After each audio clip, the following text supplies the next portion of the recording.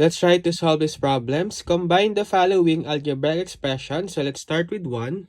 X plus 3y plus z minus 2x plus 2y minus 3z.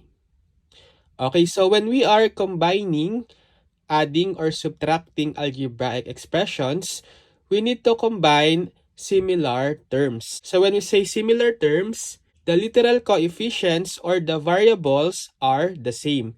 So they should have the same use of the letters of the alphabet as well as their exponents. So if we look at the similar terms in this problem, we can have x and negative 2x because they have the same variable or literal coefficient of x, disregarding their coefficients, the constants in front of them.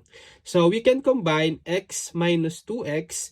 So this x has an invisible coefficient of 1. So just combine their coefficients. So 1 minus 2, that will be negative 1.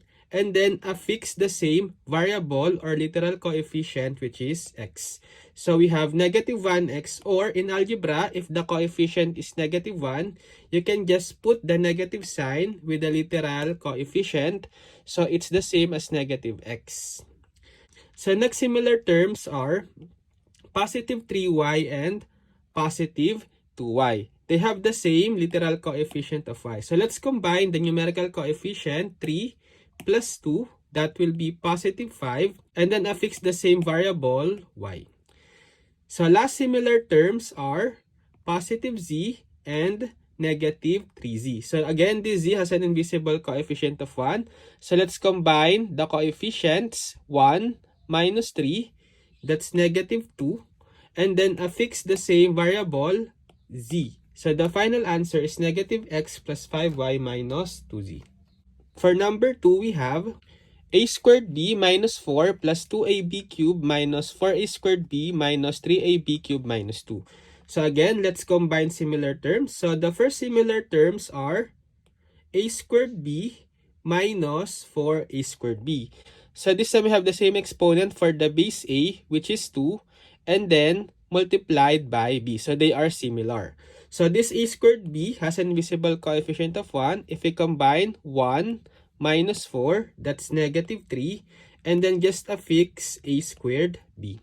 So next similar terms are the constants negative 4 minus 2. So we can always combine the constants. So if we combine negative 4 minus 2, that's equal to negative 6. And lastly, the next similar terms are 2ab cubed and negative 3ab cubed. So they have the same literal coefficients, a and b raised to the third. So combining the numerical coefficients, positive 2 minus 3, that's negative 1, and then affix their variables a, b cubed. Or if the coefficient again is negative 1, you can just write it as simply negative ab cubed. So this is the final answer. Next, for number 3, we have 1/2 w squared uv minus 3w u squared v plus 1/3 w uv squared plus 5 plus w squared uv minus 2 plus 7w squared v. So again, let's combine similar terms. So the first similar terms are 1/2 w squared uv and w squared uv. So this w squared uv has an invisible coefficient of 1. So they have the same literal coefficients, w raised to the second, then times u, and times b. So if we combine the coefficients 1 plus 1/2, that will be 3/2. And then affix the same variables, w squared uv.